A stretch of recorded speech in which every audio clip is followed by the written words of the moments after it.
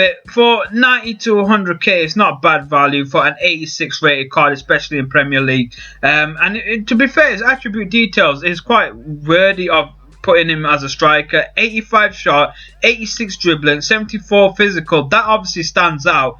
But one thing is that I'm quite disappointed. It seems that EA put a bullet through his kneecap, because 82 pace, he's quite rapid in real life, so I don't know why they gave him 82 pace. But to be fair, I'm going to ignore that, because literally you should ignore it as well. Put a Hawk card, put a Hunter card with him, and it does the job quite well. His pace is not really, should be downgraded with him. At the same time, yeah, there are faster players like Lucas and Jamie Vardy, who cost a lot less, but they're nowhere near as accurate as Lacazette. Now, that is where he makes up for it, because 9.5 out of 10 times it is going to be in the back of the net. Now, how can you say that from Jamie Vardy or Lucas? Because they literally have opportunities where they do miss. Lacazette is a different story, and I've got evidence of this if you check out the footages that I got hold of here.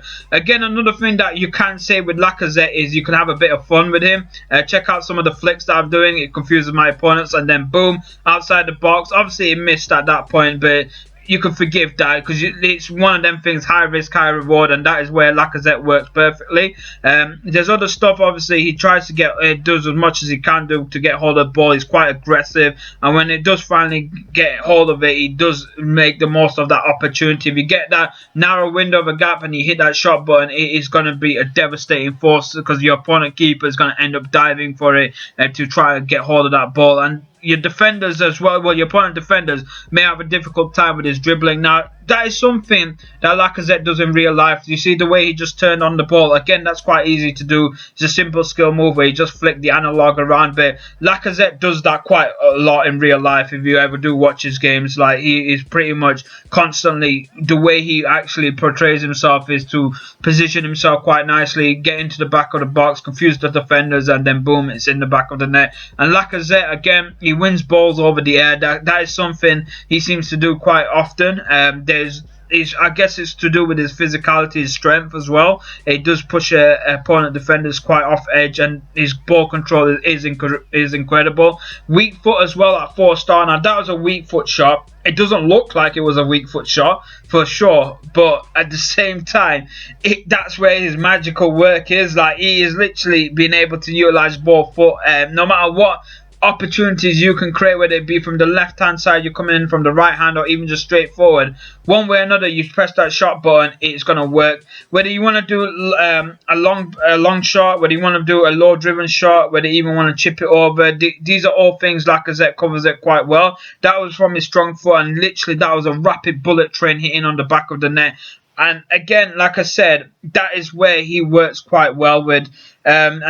This is why I would say it's definitely worth investing in him. If you are like myself, an Arsenal fan, or even want to run a French team, then he's not someone you should look over, because he is something, if you got hold of the coins, then you might as well grab hold of him. He passes it over quite nicely. Now look at this narrow window. That is slotted in quite perfectly. Again, that is something he's done in real life quite recently as well, where he just that narrow margin he has got to score a goal, and he does it as well. I literally feel like someone from EA went up to Lacazette whilst he was sleeping in the middle of the night, got hold of his blood sample and put it into the coding of the game, because it feels like you're just playing like the real life Lacazette. Now, where else can you say that on a player? Like, it feels like he's just translated so well in game from real life play.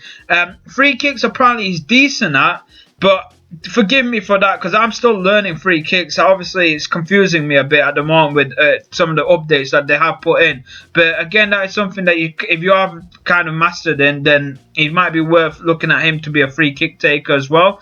But at the same time, there's obviously the main thing you want to get hold of him is for that strike force, is for that opportunity to bury in the back of the net. And this game, I won 6-4 overall. This was the final goal from Lacazette.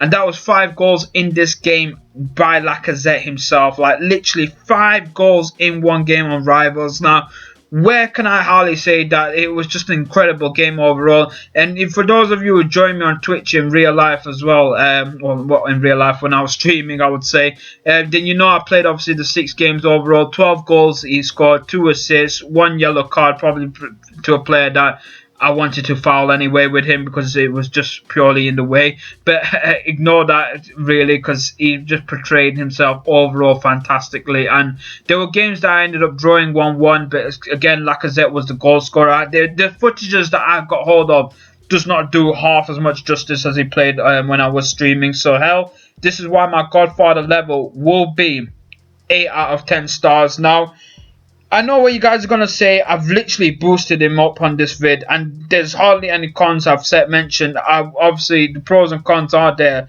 But the thing is, guys, what I want to do right now is say one thing.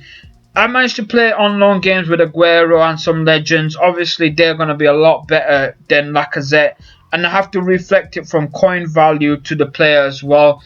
I feel like you can't. He's worthy for it, but he's going to get replaced shortly later, one way or another, when he gets either replaced by someone a lot stronger, or there's going to be other tactics involved, or whether there's going to be informed. This is why I'm going to say 8 out of 10 stars. He is worth copying. He's definitely worth copying, but of course there's going to be better players like Aguero, Aubameyang. The list can go on, and eventually I feel like he's going to get replaced. I'm just happy to have him in my team. I feel like he plays the same level and stat card versions of even Timo Pukki, if not doing slightly better than him. But like I said, for me myself, I've not got really much of a chart to explore with, so hopefully you can understand why I put him at that level. Anyway, the pros and cons are there. One thing I want to put out there on the cons as well is the rainbow flick. I don't know why he struggles with rainbow flick with 4-star weak foot, but watch out for that, because that's something I really am confused with. But if you've got anything to share about him, then comment below. Guys, if you are new to the channel, then hit that subscribe button, because we are on the way to 1,000 subscribers. And hopefully, if you hit that like button, that actually gets the name out there quite well. How YouTube analytics work, it works that way, and I need to obviously try to keep up as much as I can on this channel.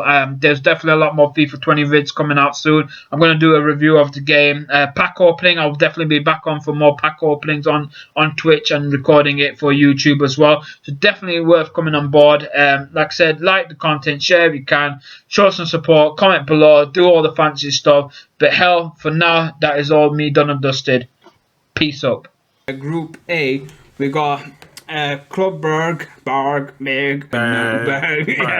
I don't know. It's a freaking Belgian. They've lost anyway.